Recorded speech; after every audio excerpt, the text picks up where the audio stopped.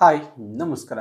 Big boss big boss big boss ಎಲ್ಲ ಕಡೆ ಈಗ ಬಿಗ್ ಬಾಸ್‌ದೇ ಹವಾಗಿದೆ. ಯಾಕಂದರೆ ಸೀಸನ್ 10 ತುಂಬ ಅದ್ಭುತವಾಗಿ ಆರಂಭಗೊಂಡು ಅದ್ಧೂರಿಯಾಗಿ ಕೊನೆಗಂತು ಅಂತ ಹೇಳ್ಬೋದು. ಅದೇ ರೀತಿ ಈಗ ಸೀಸನ್ 11 ಕೂಡ ಆರಂಭಗೊಂಡಿದೆ. ಇದರಲ್ಲಿ ಮೊದಲನೇದಾಗಿ ಸ್ಪರ್ಧಿಗಳು ಯಾರು ಅನ್ನೋದು ತುಂಬ ಜನಕ್ಕೆ ಕನ್ಫ್ಯೂಷನ್ಸ್ ಆಗಿತ್ತು. ಅದೇ ರೀತಿ ಅದರ ಆಯ್ಕೆ ಕೂಡ ಕಂಪ್ಲೀಟ್ ಆಗಿ ಆಗಿರುತ್ತೆ.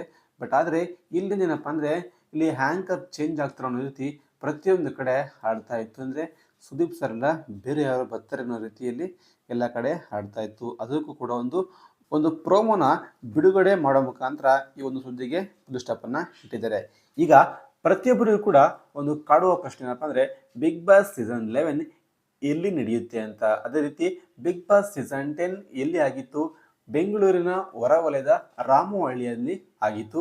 ಅದೇ ರೀತಿ ಈ ಒಂದು ಬಿಗ್ ಬಾಸ್ 11 ಕೂಡ ಅಲ್ಲೇ ಆಗುತ್ತೆ. ಯಾಕಂದರೆ ಲಾಸ್ಟ್ ಟೈಮಲ್ಲಿ ಬಿಗ್ ಬಾಸ್ 10 ಕೊನೆಗೊಂಡಾಗ ಅಲ್ಲಿಗೆ ಯಾರನ್ನು ಕೂಡ ನೋಡಲಿಕ್ಕೂ ಸಹ ಅವರು ಒಳಗಡೆ ಬಿಡ್ತಾ ಇರಲಿಲ್ಲ. ಆ ಒಂದು ಕಾರಣಕ್ಕೋಸ್ಕರ ಈ ಒಂದು ಸೀಸನ್ 11 ಕೂಡ ಅಲ್ಲೇ ಮಾಡ್ತಾರೆ. ಆ ಒಂದು ಕಾರಣಕ್ಕೋಸ್ಕರ ಅದನ್ನು ಮತ್ತೆ ಬೇರೆ ರೀತಿ ಡಿಸೈನ್ ಮಾಡಿ ಅದೇ ರೀತಿ ಅದನ್ನು ಚೇಂಜ್ ಮಾಡಿದ್ದಾರೆ ಅಂತ ಹೇಳ್ಬೋದು. ಯಾಕಂದರೆ ಪ್ರತಿ ವರ್ಷ ನಡೆದಾಗ ಅದನ್ನು ನೋಡಲಿಕ್ಕೆ ಅಂತ ಬಿಡ್ತಾ ಇದ್ರು. ಬಟ್ ಈ ವರ್ಷ ಬಿಟ್ಟಿಲ್ಲ. ಅದೇ ಕಾರಣಕ್ಕೋಸ್ಕರ ನೆಕ್ಸ್ಟ್ ಸೀಸನ್ನ ಚೇಂಜ್ ಮಾಡಲಿಕ್ಕೋಸ್ಕರನೇ ಯಾರನ್ನು ಕೂಡ ಅಲ್ಲಿ ಅಲೋ ಮಾಡಿಲ್ಲ.